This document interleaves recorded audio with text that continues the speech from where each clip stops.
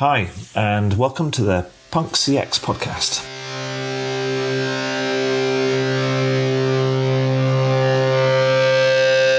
My name is Adrian Swinsko, and I'm an advisor, best-selling author, speaker, and general explorer when it comes to customer and employee experience.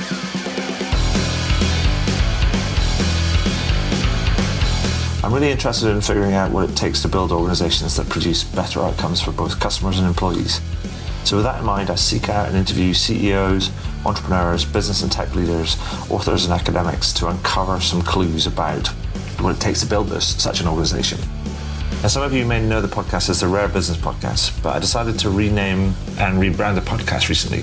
This is for a number of reasons. First one was to mirror the title of my book, Punk CX, which was published in June 2019. Two, because I'm a fan of punk music. And three, it's just more fun, right? Anyway, if this is your first time listening to one of these interviews, then hello and welcome. And please do dive into the archives at adrianswinsko.com, as I've now completed over 300 of these interviews in the last few years. If this is not your first time listening, then welcome back and thank you. Anyway, that's enough from me right now. Let's get into the interview.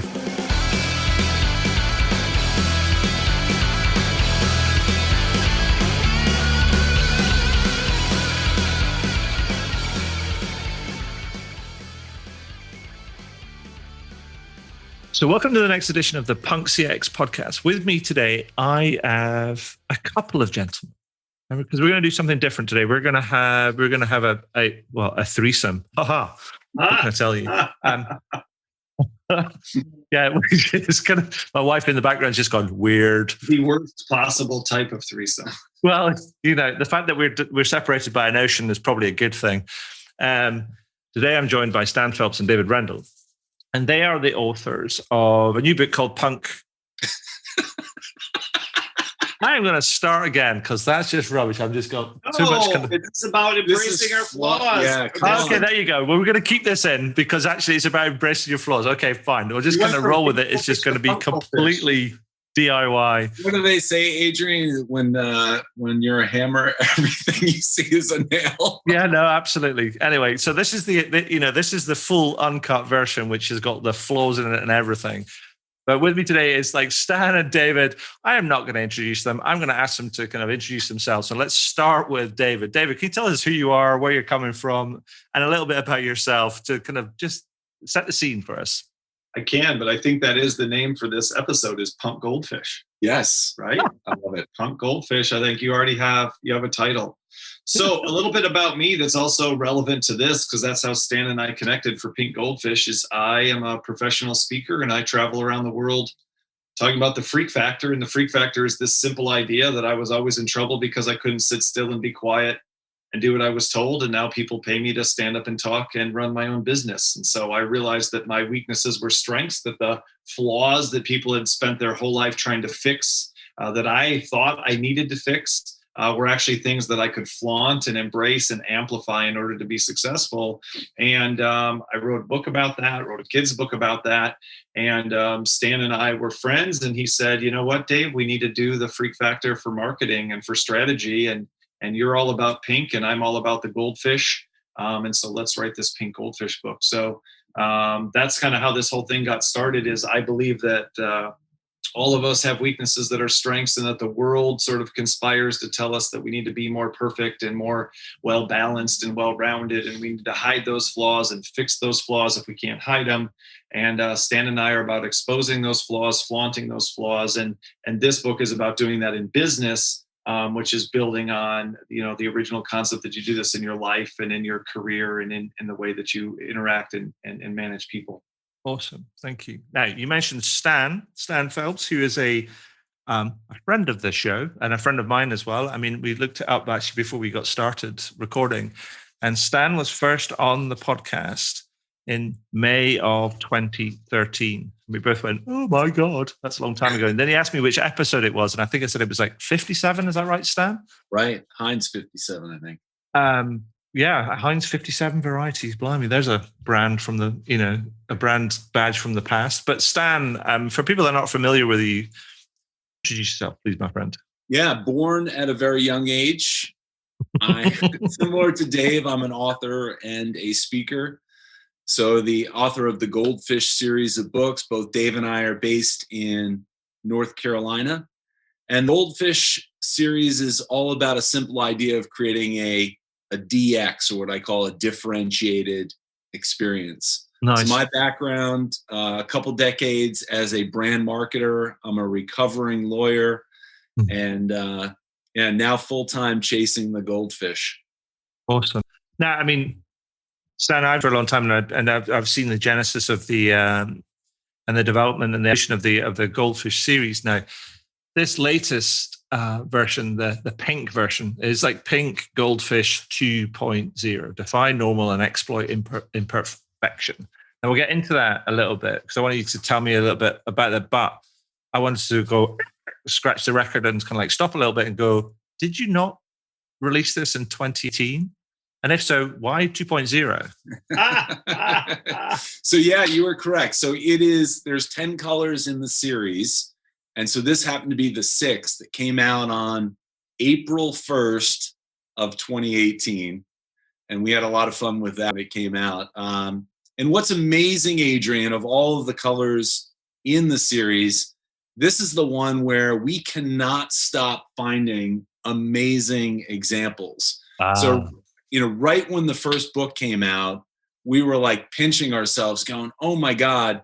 And now as David and I have spoken literally all around the world on the topic, I mean, the 2.0, I mean, sure, Dave, I mean, they blow away. I think our best book is not quite as good as the worst example we have in 2.0. I mean, they were coming in so fast. And I mean, we not only updated the book and it's maybe 75% more content. That's in the fact that we removed a ton of stuff. We removed stuff that wasn't as strong because we were overwhelmed. And even publishing this one, as soon as we did it, some guy published an article in Inc. magazine about how Pink Goldfish changed his business and shared all these quantifiable results, and it was too late to put that in. So I mean, we can't keep up. And so, yeah, we were just excited to keep making it better and better. Even the audiobook, when we put it out less than a year after we put out the original book, had an hour of extra content where Stan and I were just talking through things that weren't in the original book, but that we wanted to include. And a lot of it's been in our presentations too. So it's stuff we've been sharing, but we didn't have in the book and we wanted to get it in there. Yeah. And so just as a refresh, I mean, the book and the main thesis, and who's it? You talk about, Stan, you talk about DX, and David, you talk about the freak factor. I mean, kind of like, bring that. I mean, is that what the book's about? Is that bringing together the sort of the DX and the freak factor? Well, it's about differentiating, and then very specifically differentiating by exploiting your imperfections, by illuminating your flaws, by not trying to be perfect. So the idea is, Stan and I, the way we set this up all the time is that Young Mi Moon in her book Different says that we all know that differentiation is crucial, but very few companies actually end up becoming differentiated, right? Mm-hmm. The number of companies who end up differentiated, in her words, are depressingly small, right? And so I think the reason for that is I think the connection between differentiation and weakness, this idea of the freak factor and Pink Goldfish, the idea, the connection between differentiation and weakness is it's going to look wrong. It's going to look bad. It's going to look ineffective. It's going to look unprofessional. It's going to look whatever when you try to do something different. So if you're like, we're going to do it different, but we're also going to do it right. If we're going to do it different, but we're going to do it in a way that's consistent with existing industry standards, we're going to do it different, but we're going to do it in the way that is consistent with success as defined by our competition in our industry, then you're not going to benchmarking. Oh, gotta love that. Yeah. So you're going to end up in the same spot. And so the reason I think the number is depressingly small of companies that end up differentiated is because people are trying to do it right at the same time they're trying to do it different. They're trying to do it correctly at the same time they're trying to do it different. They're trying to do it perfectly at the same time, and that's not possible. And so what we're showing them is that the companies who truly end up different, it's because they break a rule. They do something that's wrong. They do something that everyone else will look at and go, well, we don't want to be like that. That's not the way we define success. And so they're doing something that seems like a problem, but it's actually a way to differentiate. And so that's the connection we're trying to make. So Adrian, last 2 days, we've spoken to AMA chapters, so the American Marketing Association. And I've now spoken to 70 different chapters throughout US and Canada. Mm-hmm. And what's amazing, marketers know it's important to be different. Mm-hmm. But as Dave said, very few are actually able to achieve competitive separation. Mm. And the biggest culprit, I think, is something that they do in a good way, but they use benchmarking as a way to figure out their strategy.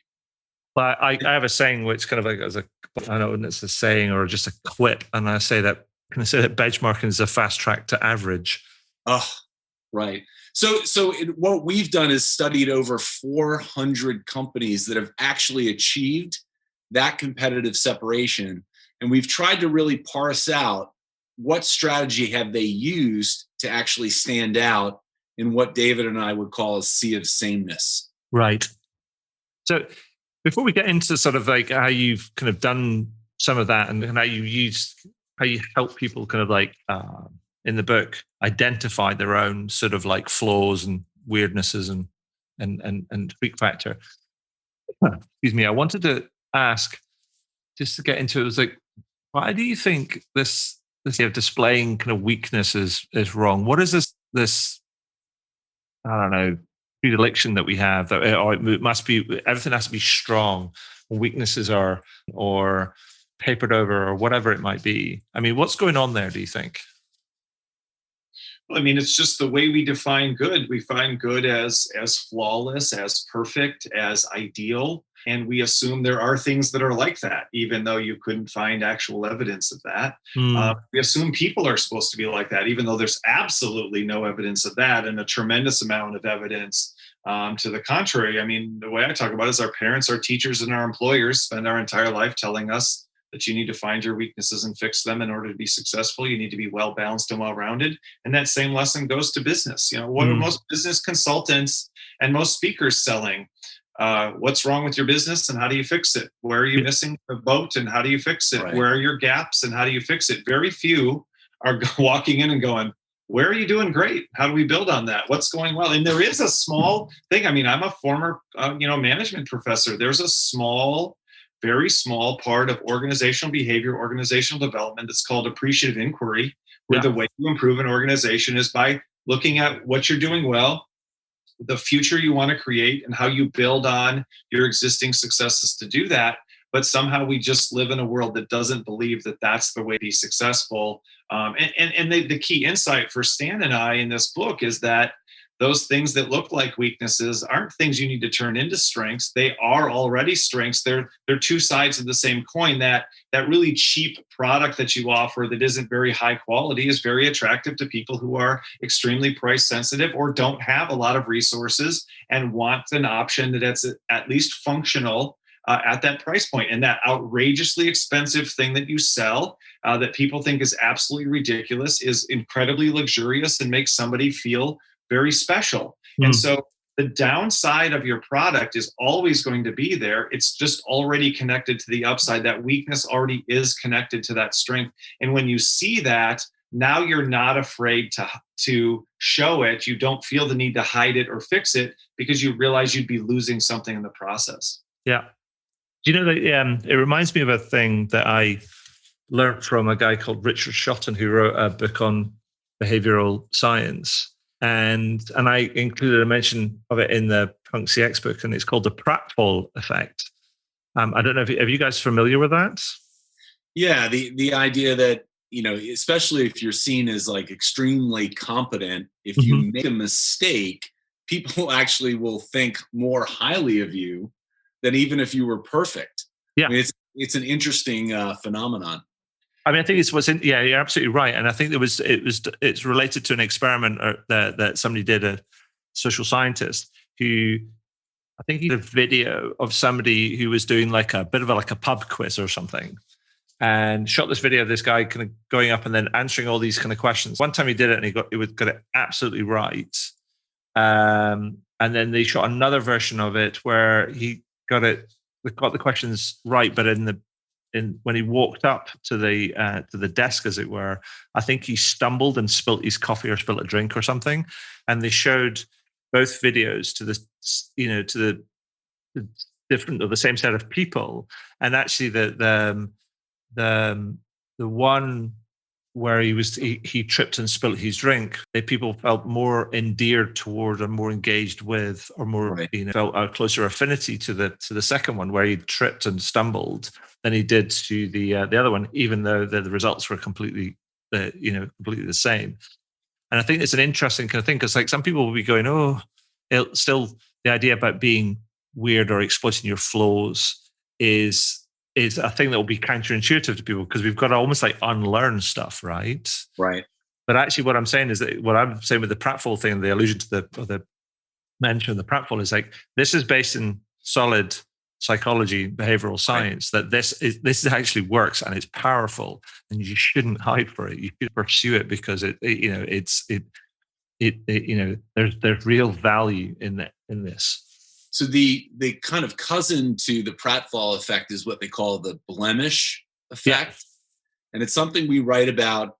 We write about a couple Japanese terms in the book, but one is called wabi-sabi. Right. And wabi-sabi is a really interesting concept, but in short, it's the idea that, nature is beautiful, but nature is imperfect. Mm-hmm. And it's imperfection that actually makes it beautiful. So it's the idea that if you're firing up a piece of pottery, you might put an intentional nick in it. Mm-hmm. Or if you're making a piece of wood, maybe you actually embrace the knot, and that makes the piece more interesting and dynamic because it has that blemish in it. Mm-hmm. Yeah, no, that's perfect. We talk about a little more psychology as well in there. We actually use an example from, or a part from the Heath brothers. They wrote the book Made to Stick, and one of the things they talk about, similar to the pratfall effect, is that, again, counterintuitively, when a brand will admit that they're not perfect, when a salesperson will admit their product isn't perfect, when a person will admit they're not perfect, but specifically in that sales process, if you'll admit that your product isn't perfect, it actually causes people to trust you more than if you try to pretend that it's absolutely flawless. And so that's really a key message in the book, is that this is a way. I read a book one time when I was first starting my speaking career by a guy named Nido Cobain. He's now the president of High Point University, but a very successful speaker, and classic story, came over with nothing and actually went to that small school I was teaching at. So one of my coworkers gave me his book. He'd gone to our school when it was a 2-year school, and he'd become very successful. And it was called How to Be a Great Communicator. He said one of the mistakes that speakers make is they get up there and their basic message, if you boiled it down, was, I'm awesome, and if you do what I say, you'll be awesome too. Yeah. Right. And so it's the classic internet ad, and it's also the classic speech. Here's my trophy wife. Here's my Ferrari. Here's my giant house. Here's a picture of me on my boat, and I'm awesome and successful and happy. And if you do these 7 things, you'll be awesome, successful, and happy. And the point he made was, by the time you're done doing that, you have separated yourself so far from probably 99% of the people you're talking to that no one is interested in what you have to say, because they're like, oh, you are unlike me in every possible way. You are so perfect. You are not relatable at all. And he said, so counterintuitively, one of the ways to be a great speaker is, to your point, to intentionally not pretend to fall down when you actually didn't, but to talk about your weaknesses and talk about your flaws. And that was hugely helpful to me early on in my speaking career, because I told a few stories about, running a marathon, which could seem like bragging, but that wasn't the point of the story, getting passed by a pregnant woman during the marathon. And everybody thinks it's hilarious. And most people would say, you shouldn't tell that story. People are going to think you're an idiot. Right. And I was like, but they seem to love it. And then I read this book, and I understood why. And so then I started telling more of these stories. My left arm was broken, and I don't function well at the drive-through because my hand doesn't work. And I'm super tall, so I don't fit in the airplane bathroom.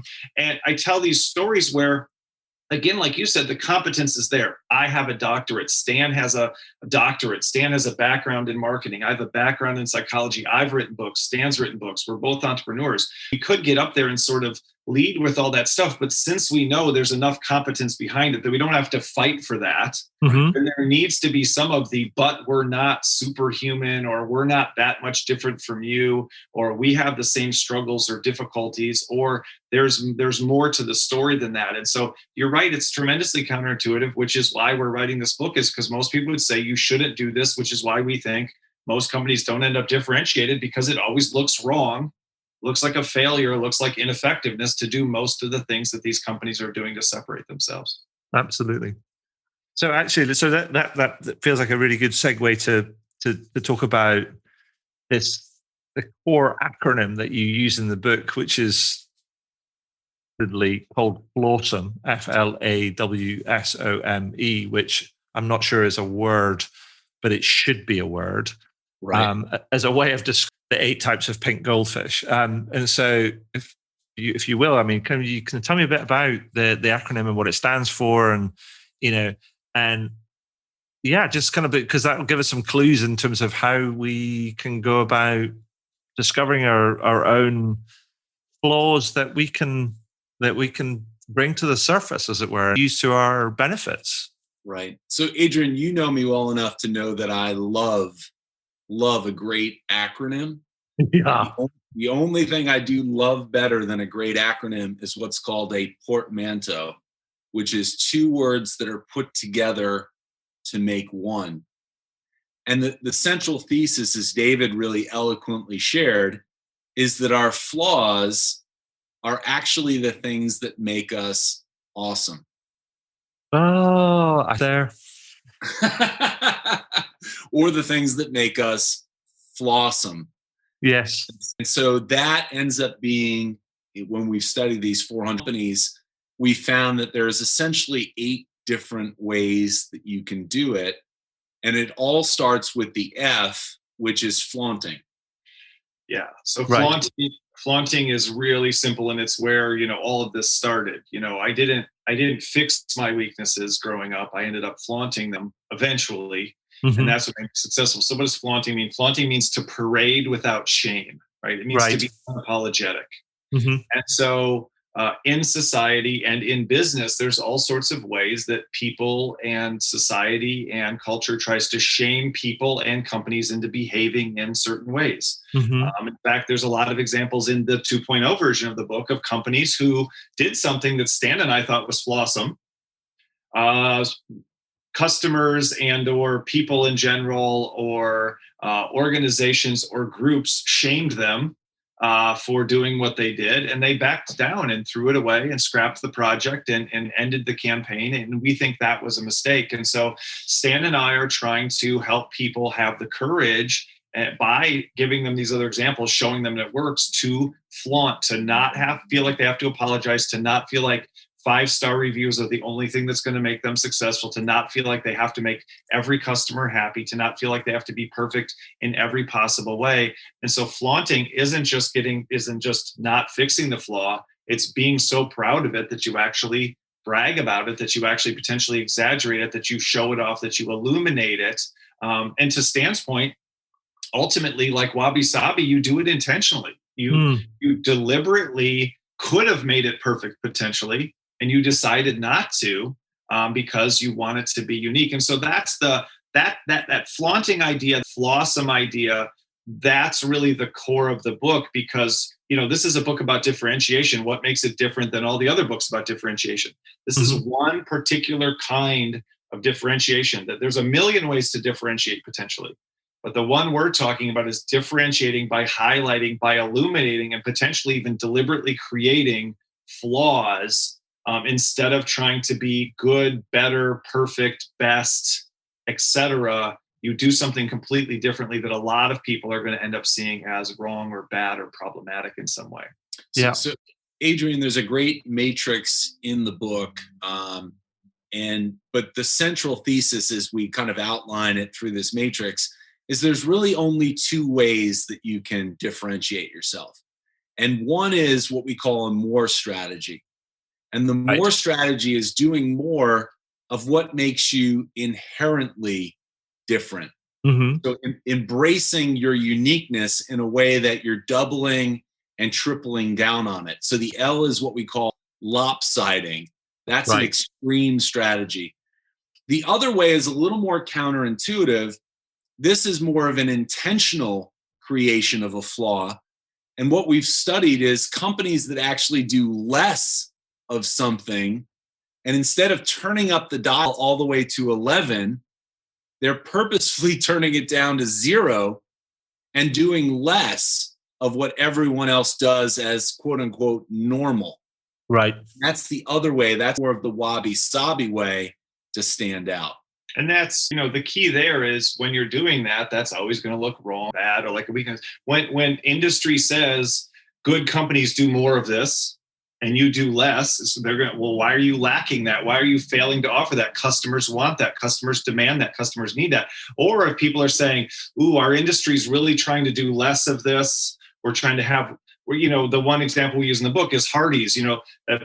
Fast food companies started trying to offer yogurt and fruit and salad and water. We need less calories. We need less fat. We need less sugar. And Hardee's said, how about a thick burger? How about more calories than you need in a month and a half in one sandwich? How about the apocalypse burrito and biscuit? They just went wildly against the entire industry while everyone was trying to have less of all of these supposedly bad ingredients. Hardee's was like, we think that's precisely what makes food taste good, and we're going to put more in that. So when you do that, that looks like why are you selling fatty foods? Why are you selling sugary foods? Why are you selling high-calorie foods? Why are you selling unhealthy foods? Well, it's because there's space, because everyone else is moving out of that. The industry wisdom is you have to have less of those things. Hardee's decided to do more. So that withholding or that lopsiding, that doing less or doing more, it's not the doing less or doing more that's so problematic. It's doing less when conventional wisdom is you've just got to do more.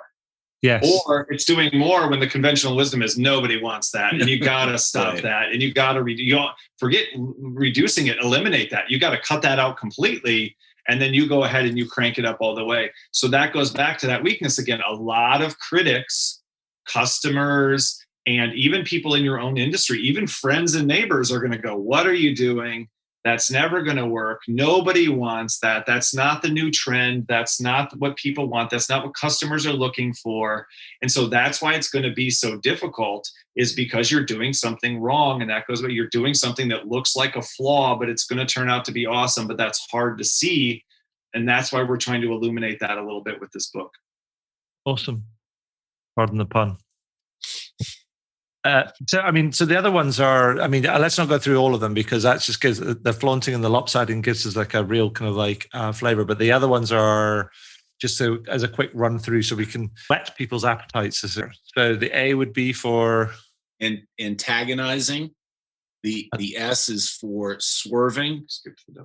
And the W is for withholding. The S obviously Stan didn't win a spelling bee, obviously. Swerving, opposing, micro weirding, and exposing. And I'll share one. We're not going to do all of them, but I'll share one because you and I are passionate, Adrian, about the experience that we provide. And even, if something goes wrong, customer service, right? Yeah. And the A is antagonizing, which is so counter to what we all believe, right? Or we're led to believe is the right thing to do. So, yeah, you don't want satisfaction, you want loyalty. You don't just want loyalty, you want customer evangelists. But we give examples in the story of just complete antagonizing.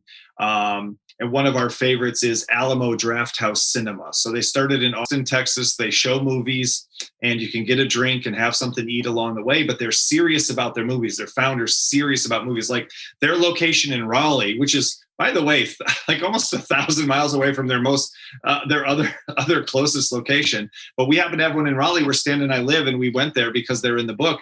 And the guy's got thousands of VHS tapes for rent, along with a VCR that you can get. And again, they're in the movie business. They're selling you coming to the theater, but he's so passionate about movies, he's got all these VHS tapes. So they have rules: no talking, no texting, no coming late, no unsupervised children. If you're 15 to 17 and you want to come to a movie without an adult, regardless of the rating, you have to take a class and pass a test to prove that you know how to behave in a theater. And every movie theater says no talking, no texting, and then they don't do a single thing about it. And you're not going to get the 17-year-old behind the soda counter to come in and confront someone and fix it. And even all of that effort is going to cause you to miss the movie anyway. So they take it seriously. If you talk or if you come late, they kick you out. Or I'm sorry, if you come late, they don't let you in. Right. If you talk or text, they kick you out after one warning.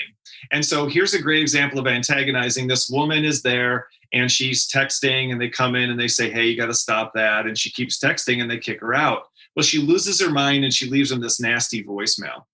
And most companies, when they get a nasty voicemail with a customer complaint, are going to call them back up or email them. And you want some coupons? Do you want a discount? Do you want a gift card? What can we do to make you happy? Ooh, you left a nasty review on Yelp. Could we get you to take that down? What is it we could do? That's not what they did. And Stan knows this because he's a lawyer. They went to his lawyers and to their lawyers and said, hey, can we use this? And he said, absolutely. She knew she was being recorded. That was the whole point of leaving a voicemail, was to be recorded. And so they transcribed it so you could see it. And then they played it as a PSA at the beginning of their movies to teach people we're serious about talking and texting. After she does all this complaining and says, thank you for treating me terribly, their response is, you're welcome. Thanks for not coming back to the Alamo Drafthouse. And then they didn't just stop there. Then they put it on YouTube and put it up on various websites. Put it on their blog and it went viral. They've gotten millions and millions of hits of this. And what happened is, one of the things she complained about was, or one thing she said is, I'm going to tell everyone how terrible you are. She used a lot worse language than that. I'm reading the section in the book right now as you're telling it. And I'm like, oh my word. What Stan and I say is, what a gift. What a gift that she's going to be telling everyone how terrible they are. And this is what we're afraid of. Oh, angry people and upset people tell more people. But what if when they're telling people, it actually makes your product more attractive? So think about this. This obnoxious woman who's out of control and angry is telling everyone she knows that this place exists that kicks out obnoxious, angry people who don't follow the rules. And what's happening is at least 50% of the people who hear her ranting lunatic rage are going to go, what's the name of that place? What's the name of that place? How do we now? Yeah, I definitely don't want to go there. So what's the address again? Because I want to make sure I don't even drive by it, because that sounds terrible. And it's even better because the people like her who hear it are going to learn, don't go there because you get kicked out and you lose your money. Go to a normal theater. In her words, a regular year theater. She wasn't even, she also said in her thing, she said that we live in the USA, Magnited States of America, where you're free to text in the theater. Because I do think that was in the Bill of Rights, where you're free to text in the theater. And so that's an example that antagonizing isn't, not only is it not the worst thing you could do, it's actually the best thing you can do, because it pushes away the wrong people and it pulls in the right people. We actually did this for AMA Nashville, the American Marketing Association in Nashville, just a couple of days ago on our road trip, which we're doing here.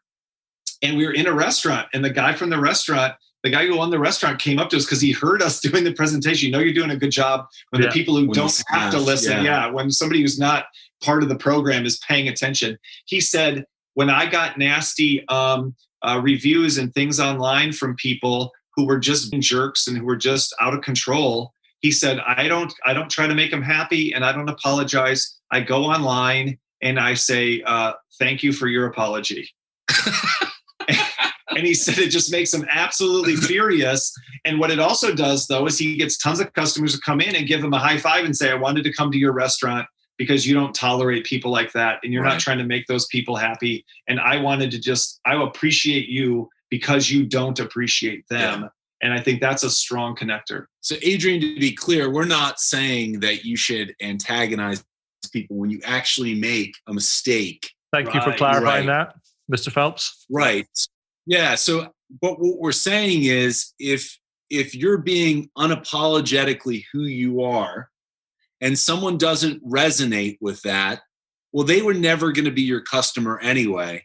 Mm-hmm. And so why not? We always talk about marketing. And they're going to ruin it for the people who are your customers, right? That lady's going to ruin it for the people who are your customers. So marketing is based on this idea of understanding your target customer. And so I think we should spend a little time really, recognizing who is our target market. Right. Because at Dave's point, the more we can repel those, it literally attracts the ones that we want. Yeah, no, absolutely. I mean, I don't know if it was in the book or somewhere else where I saw this picture of somebody who'd done exactly that. It was like a coffee shop or something, and then on a blackboard outside of they had an A-frame blackboard that was out on the street in front of the coffee shop. They wrote on it. One customer said, "We can make the worst coffee on the whole planet." One Yelp customer said that we make kind of like, the worst coffee on the whole planet. Kind of here, come try it out. And it was just it's like that sort of thing. It's a bit like going. It's like somebody's going to look at that and go,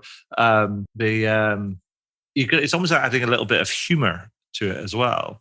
And that's kind of an interesting thing. I remember seeing one which is different, where somebody goes, there was a spate of buy one coffee, get the second one free. And some wag at some coffee store, I think it was near Croydon train station in London, just a couple of years ago. And somebody could have written on this sign outside this coffee stall, this is like, buy 2 coffees and pay for the second one, kind of like the same price as the first one. So it's like there is no special offer here. It's like you buy 2 coffees, you pay for 2 coffees. Yeah, that's exactly what we're talking about, is changing the game. Now, that was a good insight. I'm not just sucking up. One of the things we added in 2.0 is a whole section on when to apologize. Mm-hmm. That's really crucial. So to be specific, and we list a whole bunch of them, let's go to Alamo Drafthouse. They don't apologize when they kick you out for talking or texting. But if the movie stops working halfway through, right. If the sound shuts off halfway through, if the floors are sticky, if the food you ordered isn't the food you got, if there's no place to park, if the air conditioning shuts off, all of those things are not intentional parts of their brand, right? So when you make an unintentional mistake that isn't consistent with what you're trying to accomplish, you apologize. But to Steve's point, when someone doesn't like who you fundamentally are, I mean, I'm 6'6", and I did this speech in Australia once, and the woman I met who was organizing it just looked at me and goes, "You're too tall." What the hell is supposed to do with that, right? And apologizing, being ashamed, none of that helps. That's not a mistake, right? But if I showed up late, if my PowerPoint slides didn't work, now I need to apologize. So you really hit on something. We actually could have made a whole section of the book. They're actually spread out. But we have a whole bunch of examples in the book of people who actually use 1-star reviews as a way to promote their business. So one of our favorites is this guy, Davide Seratini, who owns this Bistro. It's this little Italian restaurant in Northern California. And instead of trying to get perfect Yelp reviews, he got frustrated with Yelp and frustrated with angry reviewers. And so he made an offer, 25% off your pizza if you give me a 1-star review on Yelp, right? He started enticing people to give him 1-star reviews. And he did more business in one day than he previously had done in a month. And then he also just blew people's minds because people didn't know what to do. Because now when people were angry at him, they started thinking maybe the way to stick it to him was to give him a 5-star review. So he just undermined the whole process, because when you go to read the Yelp reviews for Bado Bistro, the 1-star reviews are like 1 star. Amazing. Love it. Everything's fantastic. And the 5-star reviews were, it's a dump. I would never go back. This guy's a worst. 5 stars. So the whole thing just doesn't make sense. And so there's companies who do this. Snowbird in Utah. Stan, you want to tell them the Snowbird story? Snowbird is a great mountain ski resort in Utah. And the thing is that it's not a place for beginners and even intermediates. And so they did this amazing campaign, Adrian, where they showed all of their 1-star reviews, like unfiltered, with this beautiful photography. So one was powder too deep. And my favorite was too advanced. I felt like my life was in danger. So let's talk about that. They didn't have a counter. They didn't argue. They didn't say, but. Right. They just put it on there because they understood that someone's going to look at that, go, that person's insane. The powder's never too deep. Right. Why do some people ski? To have the thrill of taking their life into their hands. One of them said no easy runs. So if you are a badass, and this is crucial, or you think you're a badass, right? You're attracting the aspirational advanced skiers as well as the actual advanced skiers, but they didn't need to. And that's another one of our examples, and this goes to the core of it, right? People think, yeah, but maybe aren't those people right? And wouldn't it be good to provide them with some kind of all around or better experience? And so one of our favorite examples in the book is this woman named Amber Scher. She lives in Raleigh. She discovered that every national park in the United States, and she's kind of discovering worldwide, she started doing some in England and some in Canada. Every national park in the United States, there's 62 of something right now, has at least one-star review. Right. So what she found is that people go to there's only 50 states in the United States. There's only 60. These aren't state parks, county parks, even Central Park's amazing in New York, and that's not a national park. There are people on this earth who show up at the Grand Canyon, one of, I think, the 8 wonders of the world, right, and go, meh, 1 star, right? And they just what she does is she creates beautiful art. She makes her own art where she draws the place that they're describing. And then she puts their ridiculous 1-star review on there, sort of in decorative text. So the Grand Canyon stand says, a hole, a very big hole. And to give you a sense of what morons some of these people are, is Hawaii Volcanoes National Park. Stan and I got to speak to some marketers in Hawaii, so we use that one. It says, didn't even get to touch the lava. So our point with that, though, it's really crucial. It's not just that she's exposing and flaunting and all these things, and she doesn't even work parks. But it's her Instagram account is huge. She's turned this into a business. People buy her calendars. They buy her postcards. People absolutely love it. But here's the thing. We want marketers and business people. You asked who this is for. Marketers, entrepreneurs, business people, individuals for your own brand. If someone isn't impressed with the Grand Canyon, if the Grand Canyon can't get all 5-star reviews, what do you think you're going to fix about your business that's going to make you impervious to this kind of stuff? At some point, the idea, this goes all the way back to your earlier question, why is everybody trying to do this? I think to some extent because they think it's possible. That somehow if you tried hard enough and you worked at it, and you really, and it's like, it's the Grand Canyon. What is somebody supposed to do? Oh, would you like us to make it deeper? Should we go dig on it? You don't. These are natural things, right? These aren't, what is it that you're supposed to do? Right. I so want to go on and find that 1-star review for the Grand Canyon, just because it's called, go to Instagram. It's called, we'll give her a shout out. Her name is Amber Scher. And you can follow her, Amber Shares, on Instagram. But the handle for Instagram for the work she does is called Subpar Parks. So SUBPAR Parks, Subpar Parks. She's done some in England. She's done some in Canada. Because she's gone through, she did the whole series too. Yeah. But then she keeps finding these new ones. They're hilarious, so they're always coming up. And so that's the lesson. Do you think that somehow your business is going to become better than a volcano in Hawaii that someone was unimpressed with? Do you really think that you have what it takes to be better than one of the 8 wonders of the world? Yeah. And Adrian, we purposefully planned for this book to launch on July 6th. So we're days into the 2.0 coming out. But we really felt as we kind of exited, or at least kind of got on the other side of the global pandemic, that this was the perfect time to question everything that we've done, in air quotes, that was normal. Yeah. Yeah. And that's the entire, here's the thing. We found through research, only 3% of individuals or businesses have the ability to become extraordinary or extraordinary. And the key thing is that the 97% are constrained by the norms of their industry.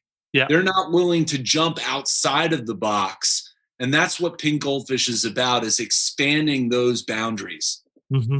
No, I think I love it, and I love the stories, because it's just, a lot of it's just counterintuitive, but it's also, in the words of Willie Nelson, keep it weird, right?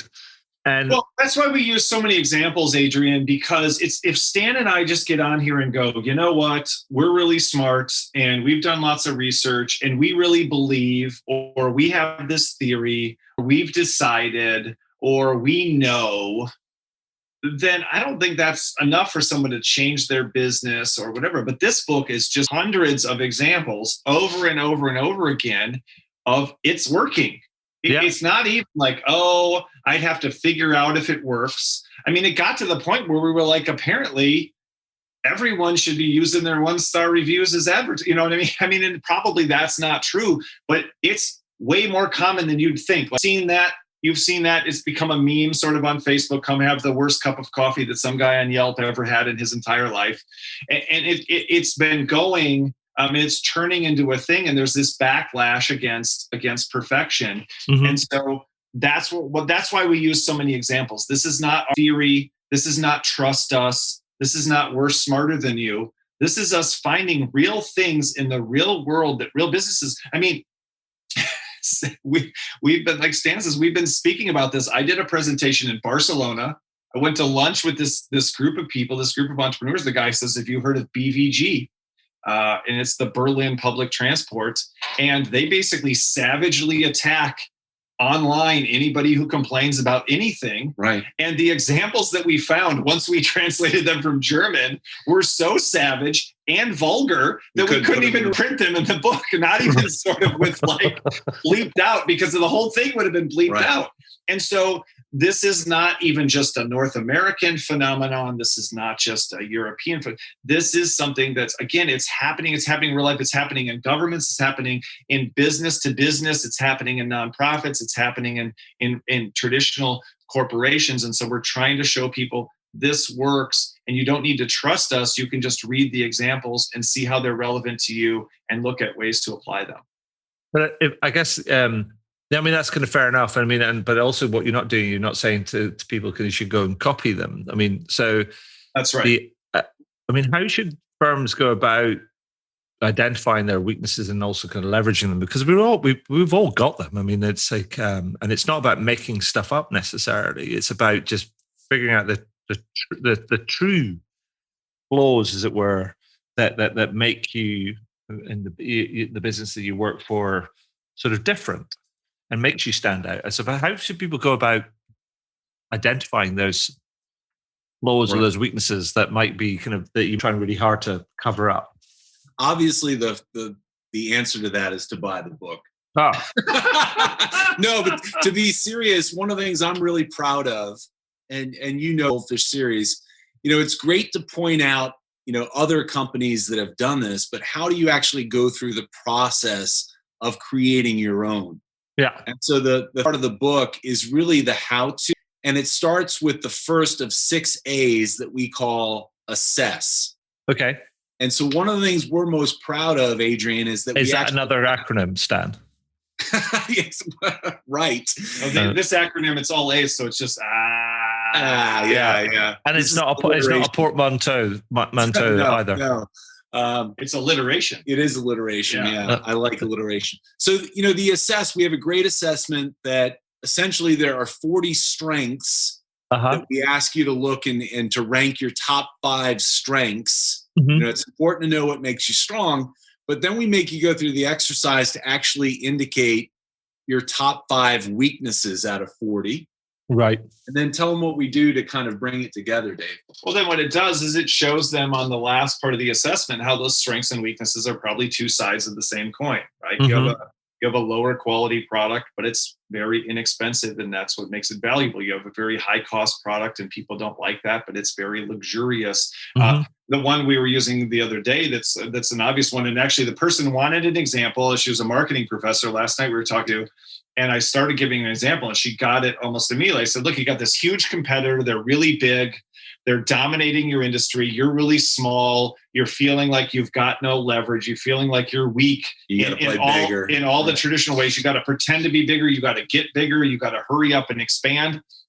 And she goes, but you're nimble and flexible and you can move fast. And I said, that's exactly right. Because she was like, So you're not talking about, the old school, see weaknesses as development opportunities. I said, absolutely not. It's that the weakness is already a strength. You're just not seeing it that way. And you're also not seeing that strength of that competitor is a weakness. Yeah. So that strength, them being big, also makes them slow. They probably have a lot of bureaucracy. They probably aren't very flexible. Right. They're probably fairly rigid in their operations. And that's the other A's that we use, which is attack. If you see your strength that's hiding inside of your company's weakness, and then when you also see the weakness that's hiding inside of that seemingly dominant strength of your competitor, now you've got a strategy to use. Now you've got a way to attack. So you're exactly right. It starts with assessment, because if you can't see that there's an upside, if there's no customer that wants, and that's another A is alignment. If there's no customer that wants to go to a movie where there's no talking or texting,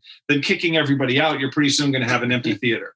Right. Well, yeah. So it makes me think about kind of two, funnily enough, maybe it's because it's Friday afternoon, towards the end of Friday afternoon, and I'm thinking about beer or so. But I have two beer examples that probably to run by you. One is the first one is that there's an old school piece of, and I think they still use it as well. There's an old school piece of advertising branding that came from Stella Artois, where they talked about being reassuringly expensive. And I guess that would be the same thing, right? It's like going... That's exactly right. Yeah, it's expensive enough that you're like, oh, so this isn't crappy. This isn't crappy. I'm paying enough.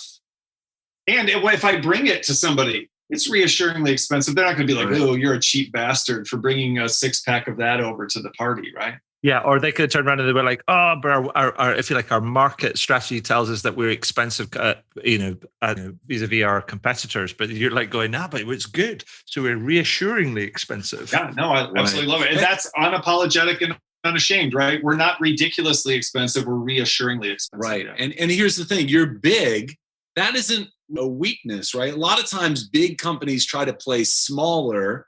Yeah, right? They wish they could be more flexible. Right. We're more personal. No. Big is actually an advantage. That means you've been around. You're credible. You got economies of scale. You're trusted. Right. So we're not trying to change anybody. So one of the things that you asked, it was a great question that you sent us, is you're not telling people to be weirder or to sort of slap it on.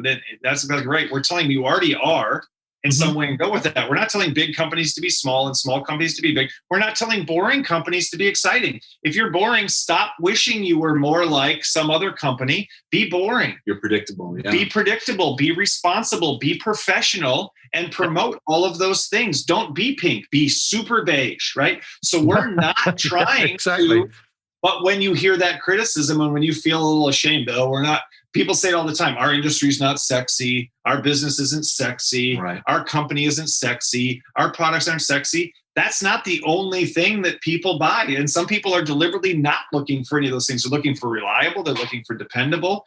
There's a one we use in the book. It's called Republic Wireless. It's a very cheap, very bare bones cellular service company. Mm-hmm. One of their billboards says, "You call us boring, like that's an insult." And then they talk about their predictable results. And then they say, we provide cell phone plans for stingy, crossed out, fiscally responsible people, right? Yeah. And so they're finding the strength and weakness, and that's that alignment again in their customers as well. People are shaming you for being stingy. We see you as fiscally responsible. Other people see your weakness. We see the strength, and we're not trying to fix that. Back to I just wanted to finish on because it's Friday afternoon, and back to the beer, obviously. Yeah, we're going to go with the beer too when you're done. We got a great beer example for you when you're done. The other one was the kind of the Guinness always uses in their advertising as well, and their branding and the messaging. And it's also part of their experience. They talk about good things come to people who wait. Right? And so it's a bit like going, the weakness is like, the people say, can we not make it kind of like settle faster? And they're like, no. Yeah. It's like going, it is what it is. You have to wait. Yeah, over. That's good. Instead of sending all your R&D chemists back, how do we make this thing hurry up and get drinkable? How do we do it in one pour as opposed to waiting for it to settle and do the second? That's exactly those are perfect examples. And now that's why we have to write Pink Goldfish 3.0. But we've got a beer example for you. It's actually closer to you than it is to us. Right. Yeah. We talk about, have you heard of West? No. So it is ranked by many sites, ratebeer.com, as the #1 beer in the world. And it's made by this monastery in Belgium. Trappist monks. Trappist monks that make it. And talk about all, I mean, they have perfected the art of withholding, Adrian. Yeah, so they have the #1 beer. They also have 3 of the top 10. They make Westvleteren 12, Westvleteren Blonde, and Westvleteren 8. So you might be saying to yourself, what? I want to go get some of that. In fact, I'm going to go online right now and order some. Well, no, you're not. Because the only way for you to get Westvleteren 12, Blonde, or 8 is to get on their website, make an appointment. The only way you can make an appointment is by giving them your cell phone number and your license plate number. You have to show up in person with your vehicle. They will only give you 2 cases, and you won't be able to buy any more cases after that for another 6 months. Previously, you could only make them via phone, and they only answered their phone 2 days a week. Certain hours. No matter how much people love their beer, they will not make more. They've made the same amount, like 70, 80 years. They haven't changed the amount of beer that they make. And the point is, we are monks and we make beer so they afford to be monks. And so they're deliberately, another thing we talk about in the book, doing the opposite of what every other business basically does, because that's not their point. And so they withhold, and they don't do interviews. Tell them about their amazing label on the bottle. Whoops, there is no label on the bottle. They just basically don't do anything that you would ever expect. They won't do an interview. They won't participate in a contest against other beers. So they're rated #1 on earth, even though they refuse to ever be entered into a contest. And the only interviews they will do are to tell people, don't resell the beer. We only sold it to you so that you can have it. We're not wanting a black market in this beer, which there definitely is, because of, and that goes back to your point from before.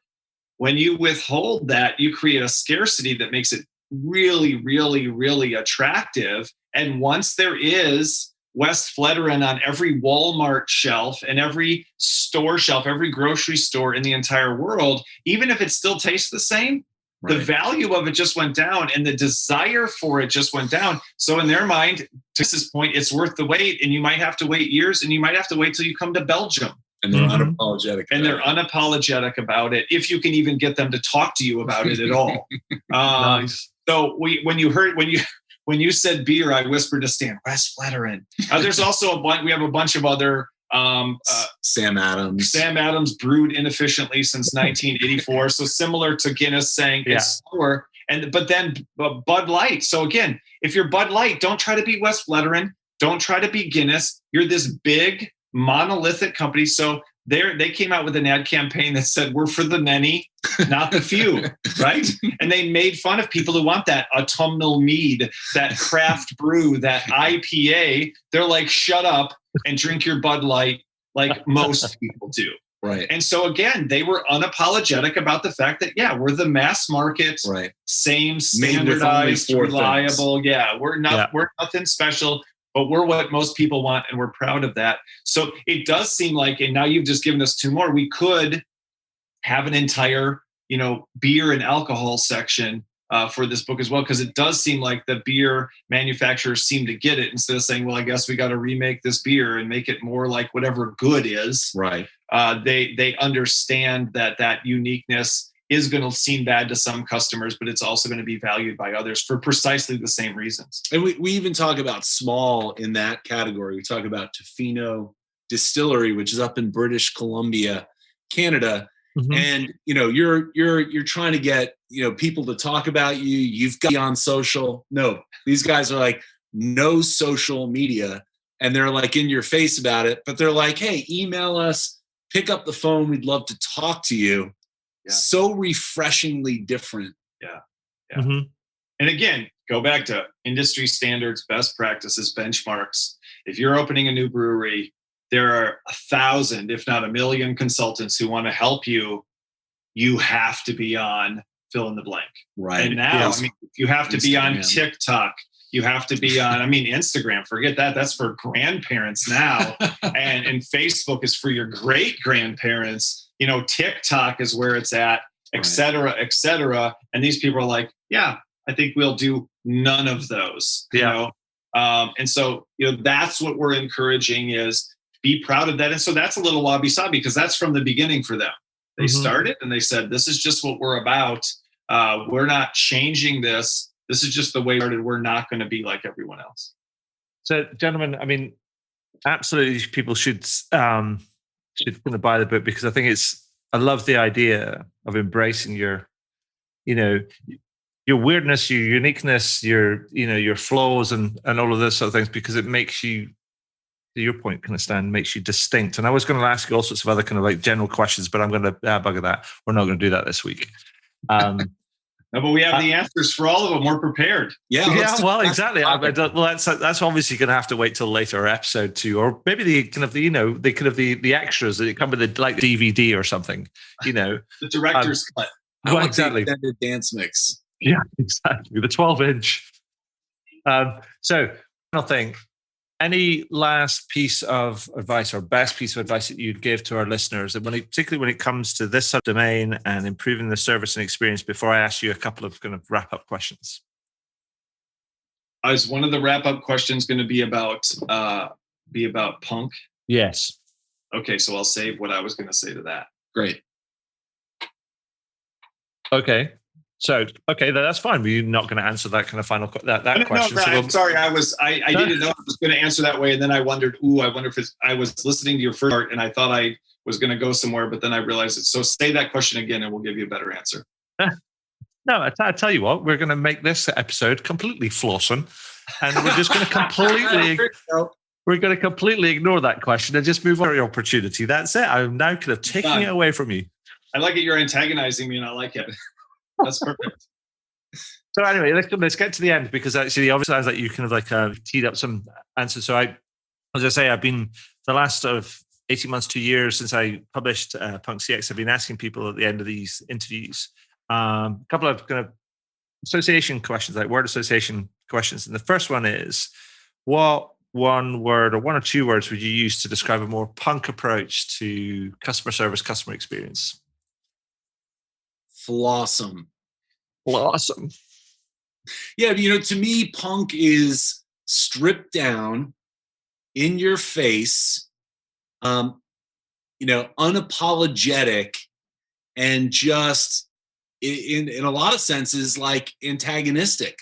Mm-hmm. And punk is not for everyone. Sure. And we haven't talked about opposing, which is the O in Flawsome. But I love that, as the industry was going more to progressive rock, punk flew right in the face of it. Mm-hmm. We're not going to overdo it. We're going to overdo it, yeah. Yeah. When everybody, and that's what we've been talking about, right? When the conventional wisdom is what listeners want now is more production, more instruments, more, we're going to take it all out, more lyrics, more melody, more. We're going to give them none of those things. So I think my word would be flaunting, right? Which is the same thing. If that's exactly what punk is, unapologetic, unashamed. Parade. And when you ask, and it's a parade, right? It's parading it. And when you ask me for an apology, I'm going to probably attack you, right? Like kind of like we were talking about, I'm going to come after you for demanding me to be different, for demanding that I change. And that's why punk was successful. And that's punk. That's why we were so excited to do this one. I think punk, and we actually talk about punk and pink in the book. We have a quote from one of the singers in the Clash. Punk is an example of a pink goldfish. When the music industry said, this is what people want, there was this whole movement in music that said, maybe they don't. And even if they do, that's not what we want. Right. And they ended up finding that alignment between them and people who did want something different. But it was by doing everything wrong, by doing what most people at the time would have called bad music, poorly done music. And it ended up becoming a movement. Perfect. And so what kind of brand or company or maybe even story kind of name from the book that would you think epitomizes that? Yeah, so there was a massive rainstorm before this call, so we couldn't get out to the car to grab one of the books. And I wanted to tell you about D brand. And so I looked it up online thinking I could find something on my phone. And so it's actually bonus because it's not one of the examples from the book. And we could have written the whole book about dbrand. So they sell skins. So for your computer, for your laptop, for your PS5, for your phone. It's like a glorified sticker, Adrian, that you would put over. Right. So I just did it real fast to see if they were in the, here's the headline. What is happening with dbrand? They are bullying customers for pointing out a weird shipping policy. So here's one of their most recent. So they're so good at antagonizing. We think they're the most unashamed and unapologetic maybe that we've ever seen. So here's what happened.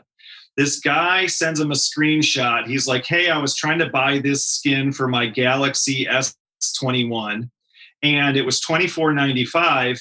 And your website told me if I spent 5 cents more, I could get free shipping because you give free shipping once you've bought $25 or more. And I think that's BS. There's nothing on your site for 5 cents. So I'd have to go on and buy some $10 thing just to avoid a $5 shipping charge. Now, what would most companies do? Oh, we're so sorry. We're happy to refund your shipping. Oh, we're so sorry. That's just a little quirk. Oh, you know what? We're going to go ahead and get rid of that. Hey, Amazon offers free shipping on basically everything. We're sorry. Whatever. Here's what dbrand did. Dbrand said, and I quote, "You're right. Free shipping at $25 is predatory capitalism. With that in mind, we've increased our free shipping threshold to $50. You're welcome? Question mark. Right? But and then this is actually a local news story, News 18. Right. And they don't get the joke. Right. And so they're like doing like a Consumer Reports kind of, this whole thing is absolutely hysterical because these people don't know dbrand does this to everyone. Right. They do this to absolutely everyone. This is their brand. Their brand is, the person who wrote that isn't a person. They call their customer service thing a robot. Right. And it's a person who, and the people who get the joke deliberately make ridiculous requests. You can add ridiculous requests with any of your skins, and they'll do something outrageous in response, and then people will post about it. But other people are just like, well, that's offensive. And so this person's doing the classic. They start posting on their Twitter, well, what are some other brands that are their competitors that we can work with instead? Because that will teach them. Customers have an absolute right to be price sensitive. And who is dbrand to tell us? And this is unfair and wrong. And so dbrand is absolutely, we honestly, again, it was one of those things where we just had to stop. I'm like, I just found another, you've got to read their thing about Black Friday. You've got to read this. It's absolutely insane. It's out of control. And so I think it's punk CX when everybody else is saying, well, how do we please the most people? How do we get more 5-star reviews? How do we make people happy? dbrand just goes after anybody who, but again, there's alignment. There's plenty of people who are like, we get it, we love it, and we want you to antagonize us because we think it's fun, we think it's hysterical, we're in on it, and we want to play the game with you. Right. I love it. They just don't antagonize customers. Remember when Sony went after them because they create these really neat skins for your PlayStation? And Sony's like, we have our skins we want to sell. We've patented, the shape of the controller or whatever. And they're like, bring it on, sue us. They're like in their face going, yeah, come on, we're up for it. Yeah. So I'll give you another. For me, I'm a huge fan, and I think you know this, Adrian, of Five Guys burgers and fries. Yeah. And so if you walk into a Five Guys, it looks like they've spent like 5 minutes on the decor of Five Guys. It's so basic and unassuming. And I love this. It was the founder said, look, we want to focus on the product itself, the burgers, not, parade around in, costumes and characters. And one of the things I love is that they do the peanuts. Right. And of course, we have a huge thing here. I'm sure it's in the UK as well, like peanut allergies, like you have to be ultra sensitive. And they're like unapologetic. They're like, hey, we're going to do the peanuts. They're free. If you have an issue, don't come, but we're not going to stop doing it. In fact, we're going to make a point of pointing out those people. Yeah. And they give away the peanuts for free. So they're unwilling to change the fact that people are allergic to this product and they have gigantic bags of them and they don't even make money from it. It's a free giveaway, right? That they could get rid of. Now they do. And this is actually again, you could argue another one of those positives. They cook their fries in peanut oil. And so in some ways, those bags of peanuts are a giant warning. If you're allergic to peanuts, don't come in here. And you can't, because you'd have a huge breakout from the dust and everybody eating peanuts around you. And so again, that's a great example. Any customer service handbook you would read, except for your amazing book, Punk CX, would tell you, look, you got to be accessible to the maximum number of people, and peanut allergies is a big thing. It affects so many families. You're never going to have a successful restaurant. Oh, Five Guys Burgers and Fries just happens to be probably the number one, at least in some ratings I've seen, burger restaurant in the world. And they do something that everybody says you shouldn't do, you can't do, you'll never get away with it, it won't work. And that's the kind of conventional wisdom we're trying to challenge in Pink Goldfish. Awesome. Well, gentlemen, thank you so much. Congratulations on the book. Thank you for sharing some time with me today. That's been funny. I loved some of the stories. And thanks so much. That's been a pleasure and awesome as well. Thank you. As you can tell, I mean, we wrote this book. We wrote the first one. We speak about it, but you've heard us laughing out loud while we're doing this. We think this book is incredibly fun and enjoyable, and we are enjoying doing it. We're enjoying talking about it. And that's, I think, something that makes it different as well. A lot of business books aren't there for your enjoyment or for your pleasure in any way, and certainly not to make you smile. Yeah, don't buy our book. Yeah, it's the worst. 1 star. Oh, yeah, we even put a 1-star review because the 1-star thing became a thing. We actually put a 1-star review on the cover of our book. We did a book cover contest to get some feedback on our cover. And do you remember off the top of your head? I think you had a pretty good hideous, garish. I would not buy this book solely based on the cover. Yeah, that's the one we picked. And then that's the one we chose. Awesome. So that's a little antagonizing. Gentlemen, thank you very much. And it's been a pleasure. Thank you. Thanks, Adrian.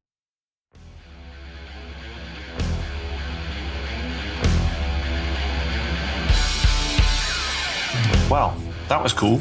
I hope you enjoyed it. I did, and I always do actually, because I always learn something new when I speak to some of these amazing people. And it's always something new that I can incorporate into my writing, speaking, workshops, and other sort of advisory work that I do.